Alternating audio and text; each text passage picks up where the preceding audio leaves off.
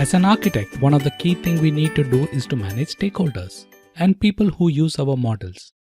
And you should always think as what it takes to make them happy. Lots of things that we have said till now, that is all the UML diagrams that we have seen till now, is how the message is being communicated out there. But it's also important to see how our message is received. And one of the key aspects to ensure that the message is received correctly is by identifying the stakeholders. As a software architect, you need to be proactive when you are engaging with stakeholders, and you are expected to be constantly keeping in touch with them by email, phone, or just go and meet.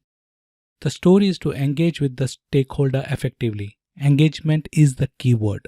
So parallelly, when you come up with these UML models, also ensure that you are engaging with your customers. Always remember that in the real world, you are in a client-facing role. Typically, the customer expects you to be engaging. And if you don't engage with the customer and the client in a regular interval, then it's a big no-no from them, even if you're coming up with beautiful UML modeling artifacts. So as said earlier, engagement is the key.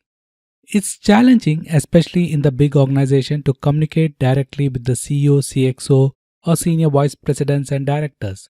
So it's important that in this case, look out for the team of people who these heads always relies on, and work with this team to communicate your ideas upward in the hierarchy. One of the important things to understand is not every stakeholder in a project is equal. And one of the way you can look at the importance of a stakeholder is by always referring to this diagram which talks about interest versus power hierarchy.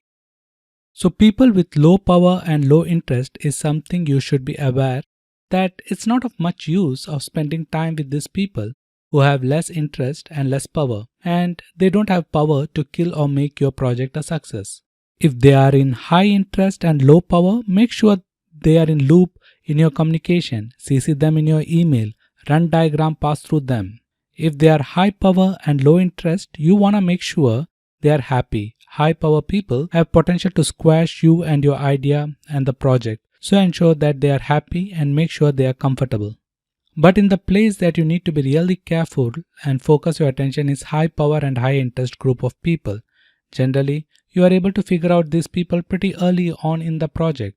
So understand who are these folks and have a clear understanding as what they do expect from you in the project. So say for example, there is a UML modeling diagram that you haven't built as part of delivery, and if the high power, high interest person wants to see that diagram, guess what? You need to make that diagram and it should be part of the delivery. So to keep him happy. So the high interest, high power people are something you should focus. Make sure they get what they need. It's critical that in an architect we understand our stakeholder and we take a step back and figure out what is important to them and what they are thinking about. Also, as an architect, you do some detective work to understand their background. Where do they come from? Are they technical in nature? Are they from business side? What are their main concern? Is it staffing, budget or technology? And what drives that individual? Now, all these people are influenced by something. So try to figure out what's influencing them. Who do they listen to? Even the most senior person in the organization has somebody that they listen to or rely on. So try to figure out who they are. Also, when you approach these people, show that you are equal and you don't want to show as someone who is begging for their time. You want to approach them with confidence, make sure idea is well researched and understood, and you know what you're talking about. Always remember, your reputation is what speaks for you when you're not in the room. As an architect, understand what your reputation is. If you're not sure, make sure you ask. Also, to ensure that the message is heard, don't be afraid to look for a common ground. When you try to explain your solution approach on a common ground, that is, if you're able to convey solution and relate it to the customer's common ground, then communication becomes more effective. Also, some skills that as an architect you should be consider to have when you're dealing with stakeholders are: be helpful. I'm a huge believer of this. That is a person who is willing to help others, that in pitch in as needed, and be the person who known to be volunteer. Be respectful. Even if you don't agree with the decision, make sure be respectful, accept the decision that's been made. Make sure your idea is researched, and you have the answers ready that stakeholders might ask. Be ready to answer the expected questions. Make sure you're using trusted source. You have a credible allies. Now, it's also possible that in current state of the particular project, there is a reason why it is like that. Now, you may not agree to that state, but it's a good to accept the current state rather than unnecessary thinking of a particular point of view.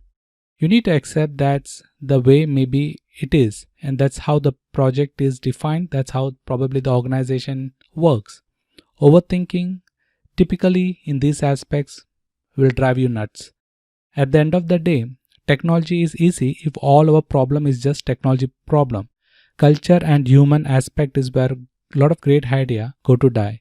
Culture is vital part of any organization as you work with stakeholders. So you should understand that organization, what is a culture like? What is its value? Different companies look at technology in different way. Some use technology as an innovation tool, others are trying to find stability, and for some it's cost finding. That is the cheapest way to solve the problem.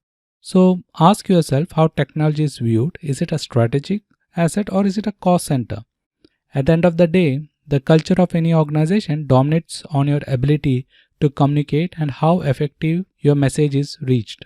And the unfortunate thing is culture of any organization is pretty hard to change. Culture gets established very early on when the company gets started and it gets logged in. So it's very important to understand the culture of organization as it will affect everything else you do, especially how you communicate with the stakeholder of that particular organization. So that's a short lecture on understanding the project stakeholder. Hope you enjoyed it. Thank you.